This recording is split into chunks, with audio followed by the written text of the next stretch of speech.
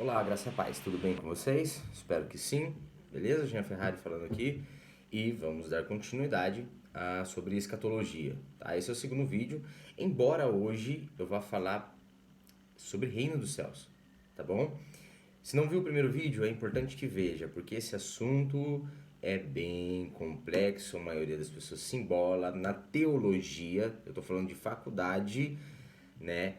Há uma concordância dizendo que é o assunto mais complexo que existe na Bíblia. Há 10 anos eu venho estudando, tá?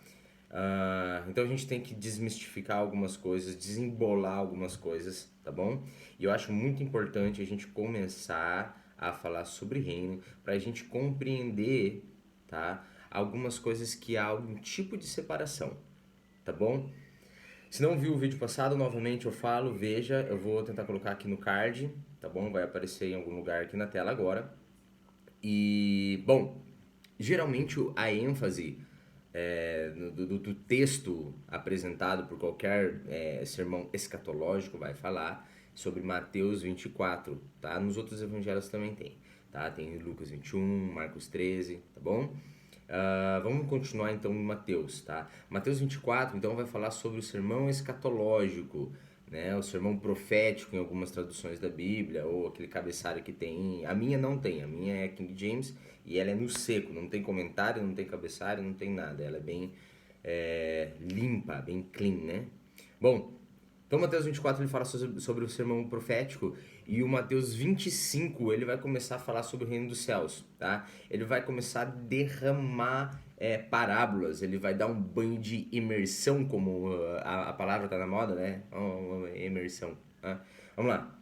Mateus 25, então, ele dá algumas parábolas, né, das 10 virgens, da dracma perdida, e eu quero me atentar a uma que tá 25, Mateus 25, tá? A partir do versículo 14. Eu não vou ler todo, mas eu vou resumir para vocês, beleza? Eu vou ler só o começo. Então tá, 14 do capítulo 25. Eu quero que vocês leiam inteiro o 25, tá bom? Lição para casa. Vamos estudar essa Bíblia aí, vamos ler, porque senão meu povo perece por falta de conhecimento, tá bom?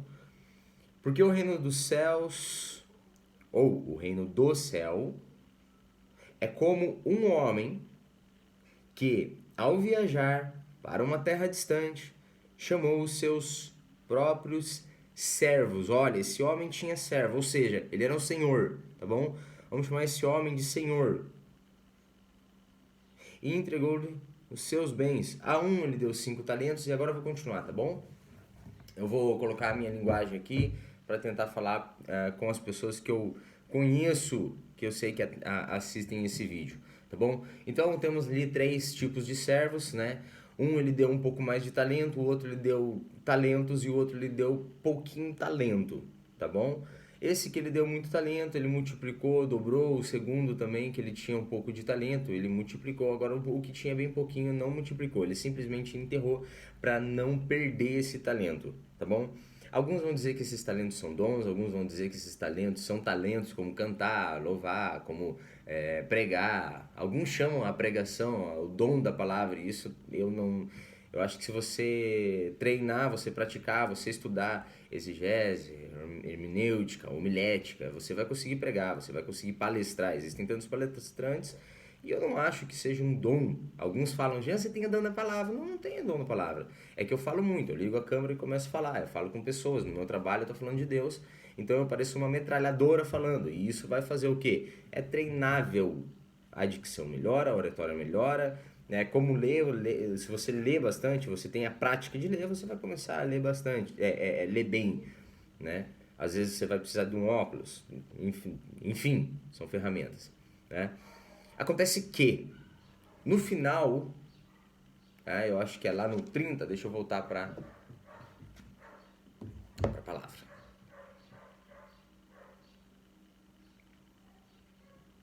É isso aí, ele termina no 30, tá bom?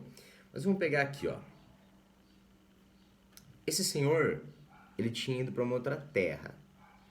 A palavra fala sobre batalha espiritual em Efésios capítulo 6, fala sobre territórios, fala sobre armadura, luta e tudo mais, tá?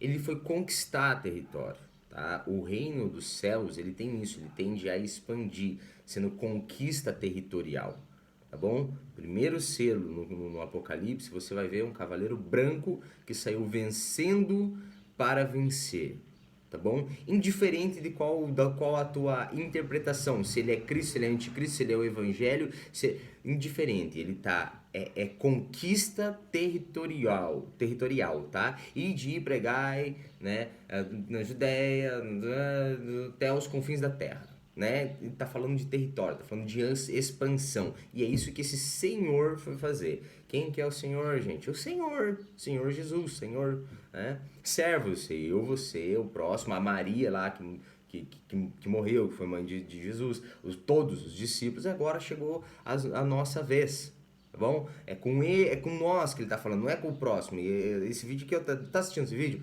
é pra você, tá bom? Tem algum talento, você tem. Algum talento você tem. Jean, eu só sei plantar bananeira. Essa parada pode ser útil pro reino dos céus. Como? Não sei. O Senhor dos Exércitos pode te dar uma estratégia e você aplicar. O Jean não tem muito talento.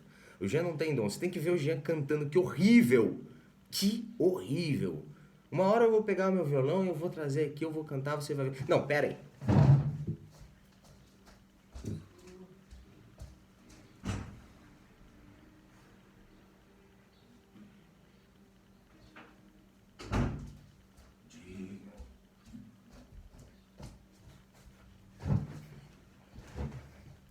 Essa canção aqui chama-se Canção do Apocalipse. Se liga. Digno Cordeiro que foi morto. Já errei a nota, tudo fora do tudo, a voz é ruim. Então, gente, quantas vezes que eu fui no monte louvar e eu senti, meu Deus do céu. Eu tenho o dom de expulsar as pessoas de perto quando eu toco o violão. É horrível, é ruim, eu não tenho esse talento. Mesmo assim eu tento. E olha, eu tô pra te dizer, agrada a Deus, de coração, tá? Às vezes você não tem o talento e você tenta e você consegue. Mais do que muita gente que tem talento, por que será isso? Tem uma frase que dizem assim: de boa intenção, o inferno tá cheio. Isso daí é mentira, gente. Se você realmente é bom intencionado, como que era Davi? Davi pecou ou não pecou? Davi pecou. Mas ele era o homem segundo o coração de Deus. E até hoje o melhor rei de Israel. É mentira essa parada. Estão enganando você. Religioso vai falar, de boa intenção. Interessa mesmo o coração. Realmente interessa o coração. Agora, se você ama, se você tem bom interesse, você vai buscar na palavra fazer o certo. Você vai buscar como agradar a Deus. E aqui, ó, é um manual muito mais do que um manual de instrução, é também um manual de instrução. É uma carta de amor, é o livro da vida de Jesus. É onde você conhece o Filho, você conhece o Pai, você tem a intimidade com o Espírito Santo, é através das letras vivificadas pelo Espírito na sua vida.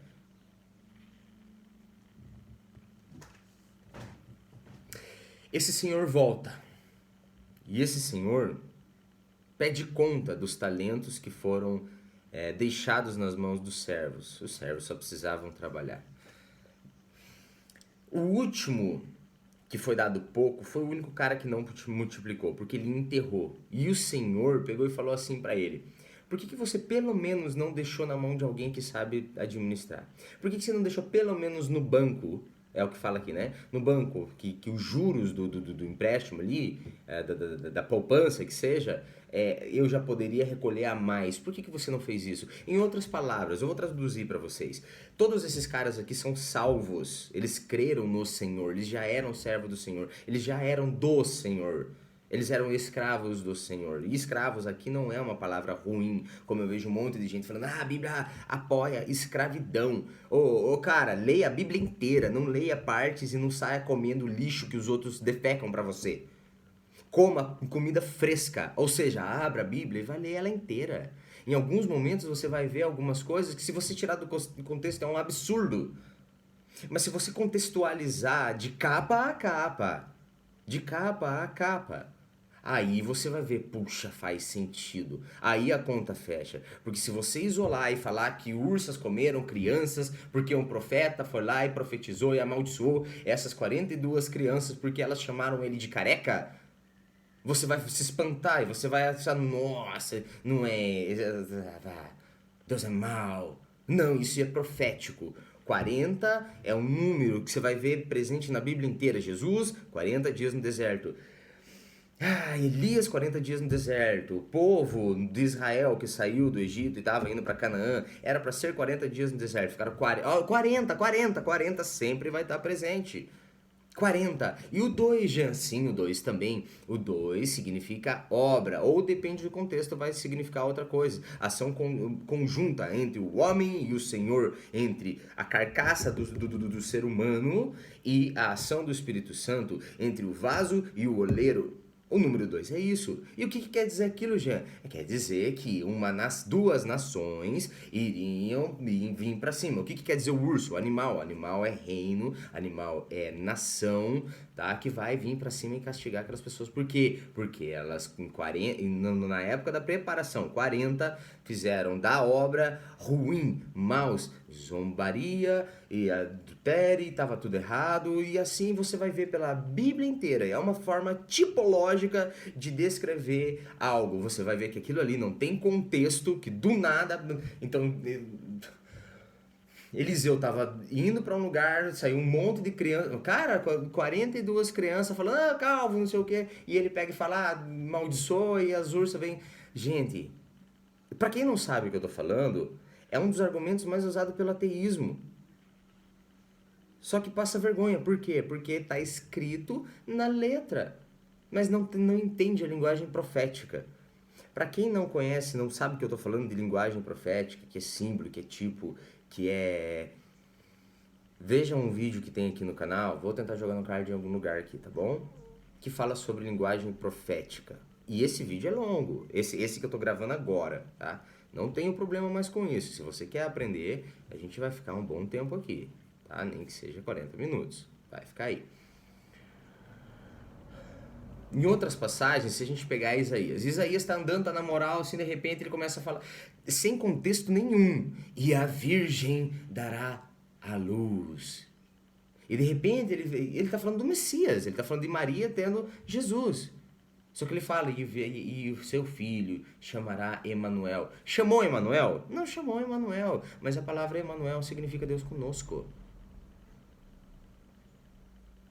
Ele está apontando para algo, ele está usando um nome em profecia. Nos últimos dias virá Elias e preparará o caminho para o Senhor. Quem que foi Elias? João Batista era Elias? Ele mesmo responde, não sou Elias. Mas profeticamente era Elias. Fisicamente não era Elias. Profeticamente era a voz do que clamava no deserto. E ele se movia no espírito de Elias. O que é isso, gente? Espiritismo é reencarnação de Elias? Não! Espírito é o estado dele, é a postura dele. Trata-se de ministério, um ministério de restauração. Arrependei-vos, pois é chegado o reino dos céus. É disso que eu estou falando aqui hoje. Reino dos céus é para salvo, beleza? Então assim, tu é salvo, como esses servos eram. E eles fizeram o que com a salvação deles? Buscaram, receberam talentos, receberam dons e começaram a exercer. O que tinha só um talento era salvo, mas ele resolveu, eu vou guardar essa parada aqui para não perder e eu vou viver minha vida, eu vou ter minha família, eu vou ter o meu emprego, que tá tudo certo, não tem mal nenhum. Só que olha o que fala no último versículo. E lançai o servo inútil nas trevas exteriores, e ali havendo pranto e ranger de dentes. O que é isso? A maioria vai responder, é o inferno. E faz sentido você pensar se você não compreender o reino dos céus. Isso vai acontecer em Apocalipse, isso vai acontecer ao longo da Bíblia, e isso você vai ver um monte de religioso falando, E na verdade foram ensinados, assim, não é porque são maus as pessoas, mas tem que entender que no reino dos céus há separação. Que Deus é justo. Um cara que está vivendo pelo evangelho, carregando a sua cruz, é morto pelo nome de Cristo, pelo Evangelho, por não negar a sua fé. Esse cara não vai ter o mesmo destino, o mesmo galardão, a mesma coroa que um cara que foi salvo, ok, show de bola, maravilha, mas viveu a vida de qualquer jeito, que não se importou com o próximo, que embora uma pessoa salva, tá? Ela vai se importar, ela vai se manifestar. O reino dos céus, a graça vai manifestar na vida dela. No mínimo ela vai evangelizar, no mínimo ela vai sair falando nas esquinas, Deus é bom, Jesus te ama, entendeu? A postura de amor dela vai mudar. Pode ser que ela não experimente nessa terra o reino dos céus. O reino dos céus começa agora, já. Quando João Batista veio batizar, ele falou: arrependei-vos, pois é chegado o reino dos céus. E quem que chega na parada? Jesus. Então, o Rei dos Reis chega, esse senhor da parábola, beleza? Então o reino dos céus chega com ele. Tanto que se você olhar no Antigo Testamento, não existia libertação. O único que manifestou uma libertação ali em algum momento foi Davi louvando e um espírito imundo saiu de Saul, rei Saul. Por quê? Porque não era manifesto o reino dos céus. Tá entendendo? Era um tempo de lei, que você era apenas escravo. Alguns, com muita busca, muita intimidade, foram chamados de amigo de Deus. Quantos foram chamados de filho de Deus? O reino dos céus, ele promove, então, um reinado, e sendo rei, sendo salvo, justificado por Cristo Jesus, você, então, tem o poder de chamar Deus de Pai. Então, vem, a paternidade. Junto com o reino, vem a paternidade do Rei dos Reis. E o Senhor dos Senhores. Agora, o que eu tenho que fazer, Gê? Aplicação prática da parada. Primeiro, reinar sobre a sua vida. Ser senhor das suas vontades. Todo aquele que é escravizado pelo pecado se torna escravo. Sim, se é escravizado pelo pecado, se torna escravo, óbvio. E aí, tem como reinar? Difícil. Por isso que lá em Apocalipse vai falar assim, ó: os homossexuais, os alcoólatras, os adúlteros, as bruxas, tudo vai falar um monte de coisas. Viciado em jogo, viciado em droga, viciado em pornografia, adultério, os caras que traem as mulheres, mulher que trai os caras. Tudo quanto é iniquidade, vai descrever lá, não herdará o reino dos céus. Por que não herdará o reino dos céus? Nem nessa vida, nem na vindoura. Por quê? Porque foi escravo. Rei não é escravo, rei é senhor. Então, reino dos céus é para aquele que tem domínio sobre o pecado. Porque em Cristo somos reis e sacerdotes, sim. E em Cristo somos mais que vencedores. E em Cristo não há mais acusação. Não há pecado. Puxa, pequei aqui, beleza? Levanta, anda, bola pra frente. Você vai errar todos os dias. Não é disso que eu tô falando. Eu não tô falando que você fica impermeável ao pecado. Que ele que você não se suja. Tanto que tem as cerimônias de lava os pés. Como Jesus fez com Pedro, por exemplo. Pedro falou: não, me lava inteiro. Ele falou: ô, tonto, você já lavou-se inteiro, já foi? Você passou pelo batismo. Agora é só ficar lavando o pé, porque todo dia você vai sujar teu pé com contato do mundo. E o que quer dizer isso, Jean? O que quer dizer o mundo? O mundo é um sistema que em algum momento, seja esse sistema mundano real, governamental, como as coisas funcionam, ou no espiritual, tá? Em algum momento você vai tropeçar, em algum momento você vai cair. Tá? João vai falar, o apóstolo do amor: filhinhos, não pequem, mas se pecarem, lembrem-se que tem um advogado justo e fiel que intercede ao lado do Pai pela sua vida todos os dias. Que ele é o sumo sacerdote e ele se compadece e diga ao fraco: eu sou forte. Mas em sua fraqueza, eu me faço forte. Então, glorie-se de ser quem você é em Cristo Jesus. Tô quase saindo do... Deixa eu voltar pra palavra. Tá bom, gente? Então, esse lugar do versículo 30, lembrando, leia todo o capítulo 25, dê uma atenção especial do 14 ao 30, e no 30 você vai chegar e vai ver, poxa, isso daqui é o inferno. Não, eu não vejo como inferno. Quando você compreende o que é o reino dos céus, esse lugar é um lugar de arrependimento, tá?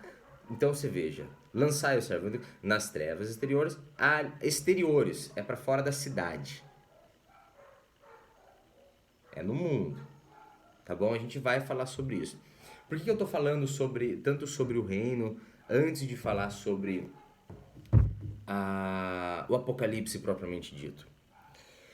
Se a gente entender a posição dos reis, dos sacerdotes, dos frutos maduros, dos vencedores, são nomenclaturas diferentes para mais ou menos o mesmo povo, tá bom?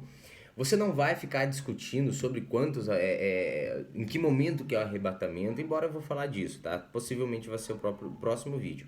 Mas você vai entender que as pessoas estão batendo boca à toa, porque elas não têm um entendimento sobre a concepção de cada palavra. Por exemplo, discutem se a salvação perde ou não.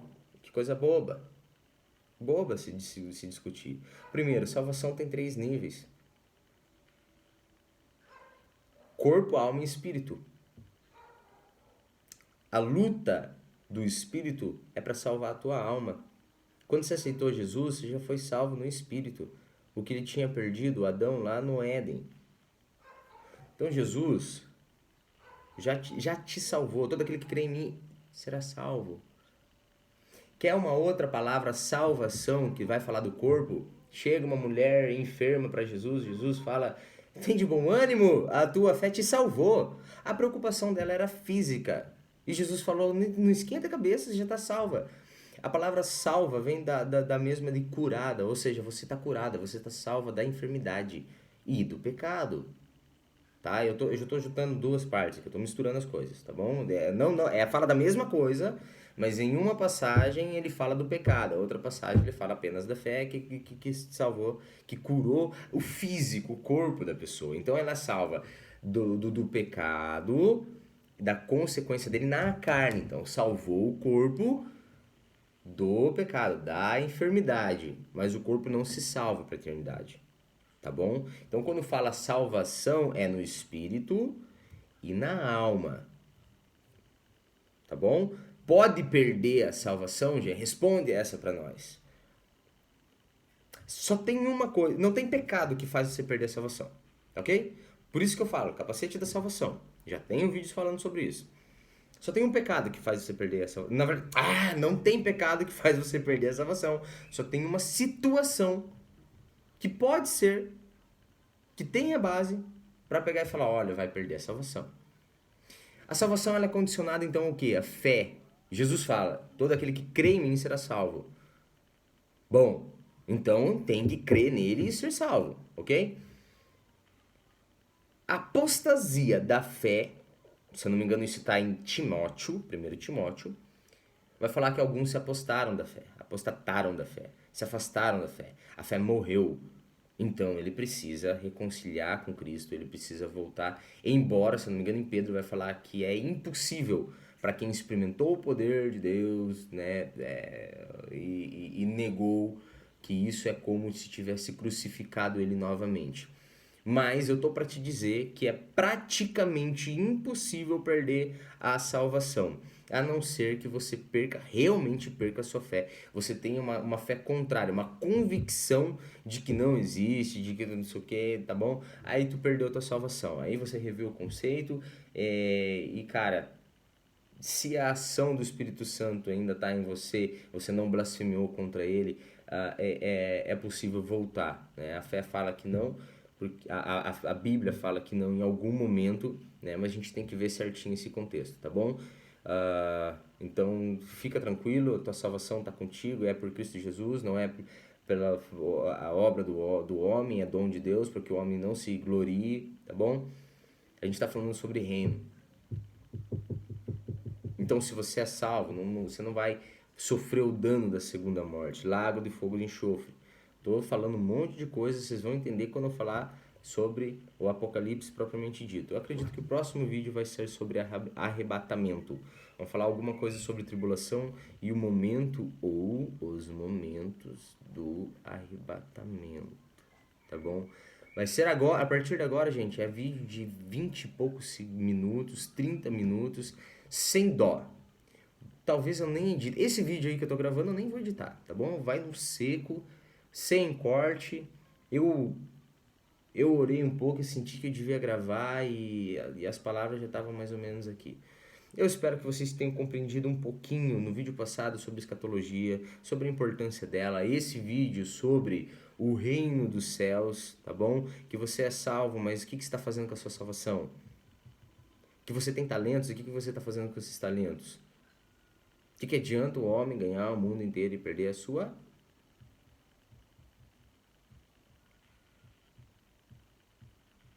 Isso parece que entrou em contraste com o que eu falei, né? Tem que ficar esperto, tá bom? Existe muita gente pregando quanto a salvação pela graça e cuidado para não negligenciar a graça, tá bom? Porque é uma salvação que você não merecia, que o povo de Israel em algum momento começou a perder. A palavra diz que se Deus não teve misericórdia do povo de Israel, imagina nós os gentios. Então vigia, tá?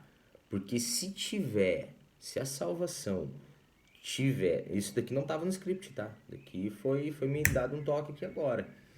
Eu preciso ressaltar então. Se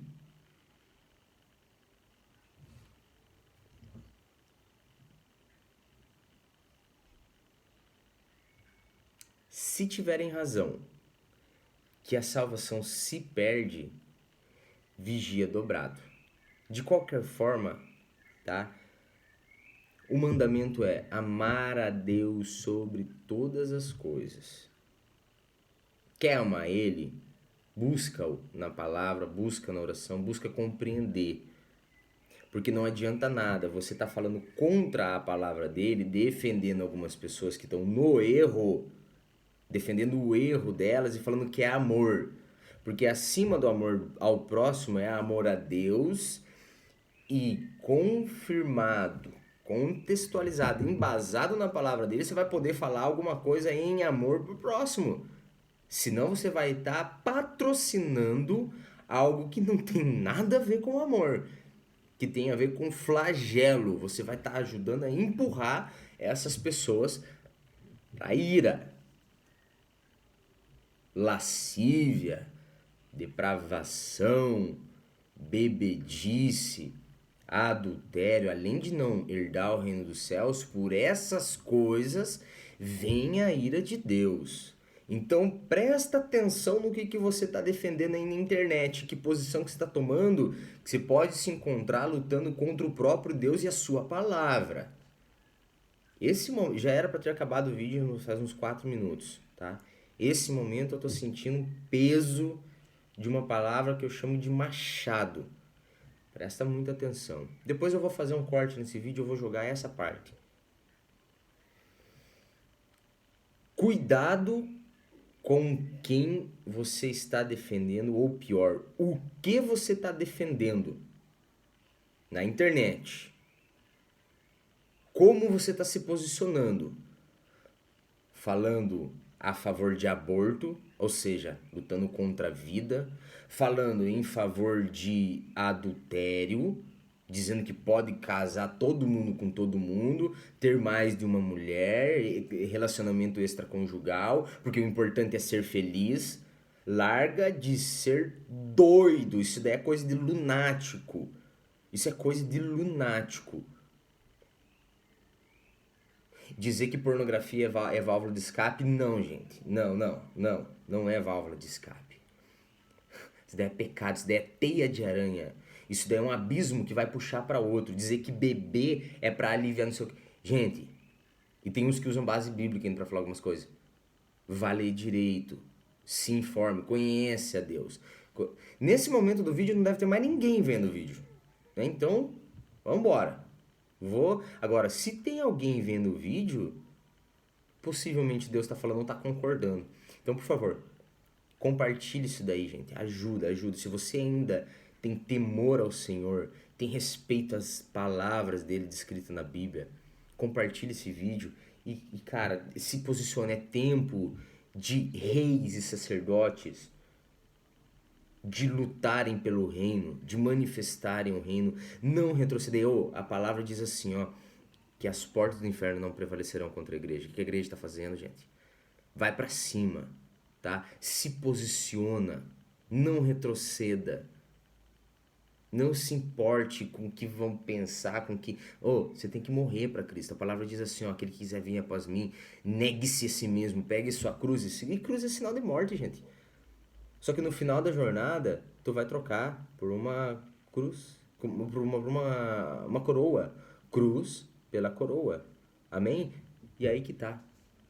Quanto mais você dizer não pro teu eu, mais se negar a si mesmo, e você não se importar de tão xingando, tão falando que esse crente, esse não sei o que, maior o seu galardão, irmão. Tá? Não entre em briga à toa, não entre em briga à toa, mas defenda a sua fé. Galera, é por isso, tá bom? Hoje é isso mesmo, tá? Não vai ter edição no vídeo. Em alguns momentos eu respirei, teve um momento que eu fui buscar o violão para descontrair um pouquinho. O próximo vídeo já tá na minha mente, já tá no meu coração. Eu tô gravando sem script, eu tô deixando Deus realmente usar. Eu vou orar um pouquinho mais e vamos tentar dar o próximo vídeo, tá? Por enquanto é só. Bom, a graça e a paz a todos e que Deus abençoe em nome de Jesus. Amém.